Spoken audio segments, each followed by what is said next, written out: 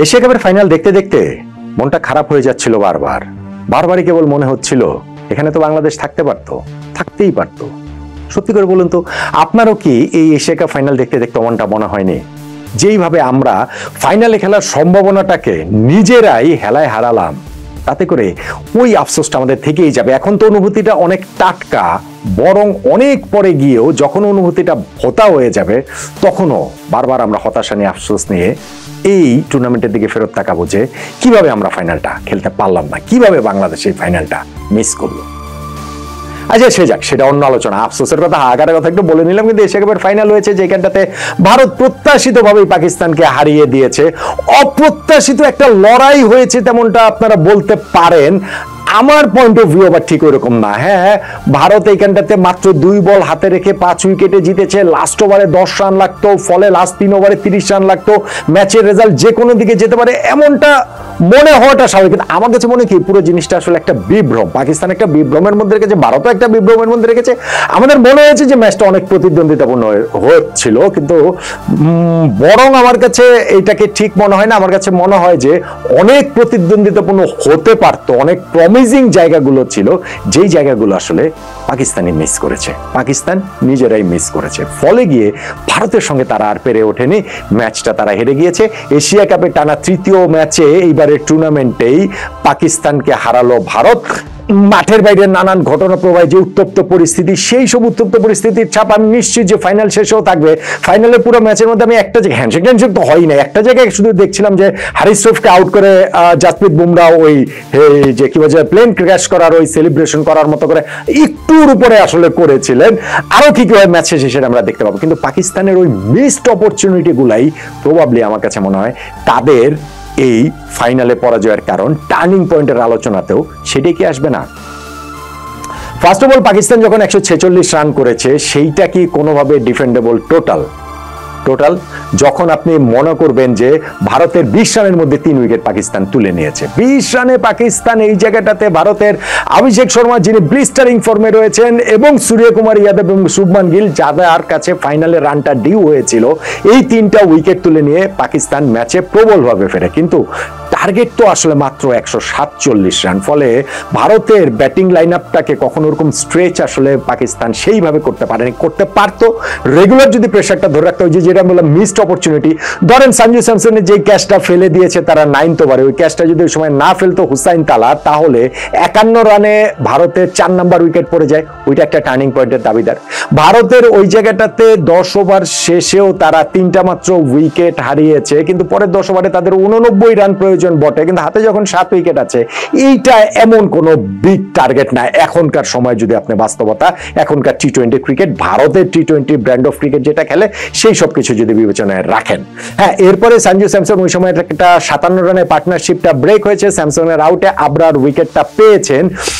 77 রানের 4র্থ উইকেট ভারতের গিয়েছে এবং ঠিক তার কিছুক্ষণ পরেই কিন্তু তারা 5ম উইকেটটা তুলে নিতে পারতো যদি তিলক ভার্মাকে রান আউট করতে পারতেন মোহাম্মদ হারিস।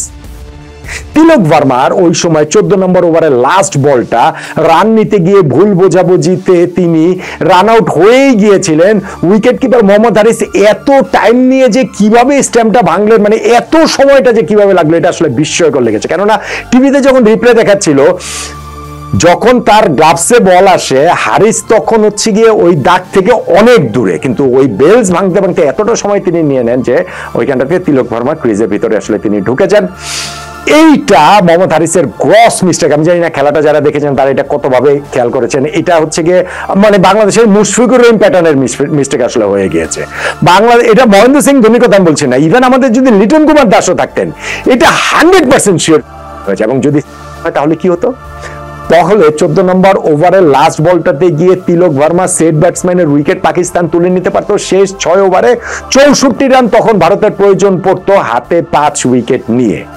ভারত যে এইখানটাতে, পাকিস্তান যে এই জায়গাটাতে শুধু স্ট্যাম্পিং চান্স মিস করলো তা না, ওই সময় যে নেক্সট ওভারটা হারিস রফ করলেন, সেই ওভারটাতে তিনি 17 রান দিয়ে দিলেন। ফলে যেটা 6 ওভারে 64 রান লাগতো, অল অফ এ সাডেন 5 ওভারে 47 রান লাগে। এই কোয়েশনটা অনেক ইজি হয়ে গেল না? হারিস রফ আজকে দেদারসে রান বিলিয়েছেন, মোটামুটি 3.4 ওভার বোলিং করে 50 রান দিয়ে দিয়েছেন। যে বললাম 6 ওভারে দরকার ছিল 64 রান, ওই সময় বোলিং এ এসে তিনি 17 রান দিয়ে মোটামুটি সেইটাকে হচ্ছে গিয়ে 5 ওভারে 47 রানে নিয়ে আসলেন। 3 ওভারে দরকার হচ্ছে গিয়ে 30 রান বোলিং এ এসে তিনি হচ্ছে গিয়ে লাস্ট বলটাতে ছক্কা খেয়ে 12 রান দিয়ে দিলেন, 13 রান দিয়ে দিলেন, ওভারে 2 ওভারে 17 রান, ইজি ইকুয়েশন হলো। ইভেন লাস্ট ওভারে 10 রান দরকার, ওই সময় হারিস চোপড়াতে যখন বলটা দেওয়া হলো, সেকেন্ড বলটাতে তিনি ছক্কা খেয়ে গেলেন, আর ফোর্থ বলটাতে রিঙ্কু সিং তিনি একটা 4 মেরে, তিলক বর্মা ছক্কা মেরেছেন, রিঙ্কু সিং 4 মেরে খেলাটার জয়টা তাদের নিশ্চিত করে ফেলেছে। আমরা এই কমিটিটায় আড্ডা তো করছিলাম, সেখানে আমি বলছিলাম হারিস চোপ আজকে হচ্ছে গিয়ে তার ছক্কাটা লেখা রয়েছে লাস্ট ওভারটাও যখন তিনি বোলিং এ আসেন। ইনফ্যাক্ট ওই 19 নম্বর ওভারটাতে লাস্ট বলটাতে যখন শিবম দুবে আউট হয়ে যান, একজন সেট ব্যাটসম্যান, তখন কিন্তু আবার একটা আউটসাইড চান্স তৈরি হলেও হতে পারে, এরকম একটা জায়গা তৈরি হয়েছিল যে পাকিস্তান জিতে গেলেও যেতে পারে, যেহেতু 10 রান লাস্ট ওভারে লাগবে। কিন্তু তিলক বর্মা ছিলেন সেই তিলক বর্মা যার ওই রান আউট চান্সটা মিস করেছিলেন মোহাম্মদ হারিস, তিনি এইবারও একটা ছক্কা মেরেছেন। 37 রানে তিনি তো নট আউট ছিলেন, শেষ পর্যন্ত 69 রানে তিনি নট আউট। সো ওইটা তো আসলে এই লাস্ট ওভারটা গিয়েও তিনি যখন ছক্কাটা বলেন, ম্যাচের রেজাল্টটা তখন আসলে নিষ্পত্তি হয়ে যায়। একজন দর্শক ওই সময় কমেন্টস করছিলেন যে মোহাম্মদ হারিস কি আজকে মানে বাংলাদেশের রুবেল হোসেন নাকি মোহাম্মদ সাইফুদ্দিন, এরকম একটা অবস্থার জায়গা তৈরি হয়েছিল। ফলে ভারতে এখানকার অনেকগুলো জায়গাতে তারা একটু প্রেসারে পড়েছিল, পাকিস্তান অপরচুনিটি নিতে পারত, কিন্তু অপরচুনিটি গুলো পাকিস্তান গ্র্যাব করতে পারেনি। যেমন তারা পারেনি 20 রানে 3 উইকেট তুলে ফেলার পরে 51 রানে 4র্থ উইকেট তুলে ফেলাতে সঞ্জু স্যামসনের ক্যাচ মিস করেছে, যেমন তারা পারেনি তিলক বর্মার উইকেটটা রান আউটটা না করাতে, যেমন তারা পারেনি ঠিক তারপরের ওভারে মোহাম্মদ হারিস 17 রান দিয়ে দেওয়াতে, যেমন তারা পারেনি আবার গিয়ে ওইখানটাতে লাস্ট ওভারেও সেই অপরচুনিটিটা অপরচুনিটি মানে কি 10 রান লাগতো, হারিস আবার উদার হয়ে যাও, যেমন তারা পারেনি তার আগের ওই যে 3 ওভারে 30 রান লাগতো, লাস্ট বলটার দিকে 13 বলে 23 রান লাগে, ওই সময় যেমন হারিস আবার একটা ছক্কা খেয়ে গেছেন। ফলে পাকিস্তানের এই জায়গাটাতে অনেকগুলো মিসড অপরচুনিটি আমার কাছে মনে হয় যে যত প্রতিদ্বন্দ্বিতা দেখাচ্ছে তার চেয়ে বেশি আসলে প্রতিদ্বন্দ্বিতা মিস করার সুযোগগুলো আসলে মানে পাকিস্তান প্রতিদ্বন্দ্বীর ওই চান্সগুলো আসলে মিস করেছে বলে আমার কাছে মনে হয়। আর ব্যাটিং, পাকিস্তানের ব্যাটিং মাই গুডনেস, তারা টসে হেরে আগে ব্যাটিং করতে নেমেছে এবং ওপেনিং পার্টনারশিপে ফখর জামান এবং সাহিবজাদা ফারহান 10th ওভারে 84 রানে পৌঁছে গিয়েছে। পাকিস্তান ওই জায়গাটা থেকে 180 রান তো হবেই, 200 রান তারা করতে পারে কিনা এরকম একটা জায়গাতে রয়েছে, কেননা তারা সুপার 4-এর ম্যাচটাতে ভারতের বিপক্ষে 171 রান করেও জিততে পারেনি। সো ওই স্কোরটাকে আরো কত বাড়িয়ে দেন, বিনা উইকেটে 84 রানের এক স্কোর একটা দলের, সেই দলটা পুরো 20 ওভারও খেলতে পারে নাই, সেই দলটা 146 রানে অল আউট হয়ে গেল। ওইখানটাতে যখন সাহিবজাদা ফারহান 56 রান তিনি করেছেন, হচ্ছে গিয়ে 58 রান করেছেন, 46-47 রান করেছেন হচ্ছে গিয়ে ফখর জামান, আর সাইম 14 রান করেছেন। ব্যাটিং অর্ডারের এই 3 জনের বাইরে আর কেউ ডাবল ডিজিটে পাকিস্তানে পৌঁছতে পারেননি। বোঝেন অবস্থা, তারা ওই 10th ওভারে ফার্স্ট উইকেট হারালো, তারপরে গিয়ে 13, 14, 15, 16 প্রত্যেকটা ওভারে একটা করে উইকেট হারিয়েছে, আর 17 নম্বর ওভারে 3টা উইকেট হারিয়েছে। সালমান আলী, আগা, শাহিন শাহ, আফ্রিদি, ফাহিম আশরাফ 3 জনের উইকেট তুলে নিয়েছেন, কুলদীপ যাদব। তারপরে আর একটা দলের ব্যাটিং এর কি থাকে, তারপরে একটা দল ম্যাচেই বা কোথায় থাকে।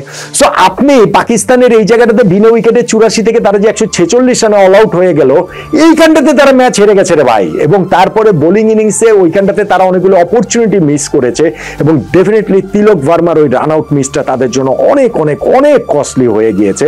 কিন্তু তারপরেও আমি বলবো, ওইটাকে মাথায় রেখেও আমি আসলে বলবো, ওই রান আউটটা খুবই ক্লোজ টার্নিং পয়েন্টের, কিন্তু ব্যাটিং ব্যর্থতা আসলে তাদের এই ম্যাচে পরাজয়ের বড় কারণ। কারণ তিলক ভার্মা রান আউট হলেও তখনও তাদের 6 ওভারে 64 রান লাগতো হাতে 5 উইকেট নিয়ে। আমি তখনও বলবো ভারত হয়তো ম্যাচটা জিতে যেতে পারতো, কিন্তু এই যে বিনা উইকেটে 84 থেকে পাকিস্তান যে মাত্র 146 করেছে, শেষে গিয়ে তো মনে হয়েছে যদি তারা 160 রান করতে পারতো, 170 করতে পারতো, তাহলে ম্যাচটা জিতে যেত। সো এই জিনিসটা যে পারেনি, ম্যাচটা পাকিস্তান ওই জায়গাটা হেরে গেছে, ব্যাটিং এ তারা হেরে গেছে। স্পেশালি প্রথম উইকেট পার্টনারশিপ ভাঙার পরে আমি যেটা বললাম 13, 14, 15, 16 প্রতি ওভারে একটা করে উইকেট হারানো, এবং 17 নম্বর ওভারে গিয়ে 3টা উইকেট হারানো, ব্যাটিং এ পাকিস্তান এই ম্যাচটা হেরে গিয়েছে। এবং এশিয়া কাপটা ওই বোলিং দিয়ে ফিল্ডিং দিয়েই ভারত জিতে নিয়েছে বলে আমার কাছে মনে হয়। ওইটাকেই তাই আমার কাছে টার্নিং পয়েন্ট মনে হয়। তিলক ভার্মার রান আউট মিসটাকে জাস্ট একটু ব্যবধানে পেছনে ফেলে, হারিস রৌফের খরুচে বোলিংকে জাস্ট একটু ব্যবধানে পেছনে ফেলে, এবং আরেক কিছুটা ব্যবধানে পেছনে ফেলে হচ্ছে গিয়ে সঞ্জু স্যামসং এর ওই ক্যাচ মিসটাকে। আপনার টার্নিং পয়েন্ট কি এটা নাকি?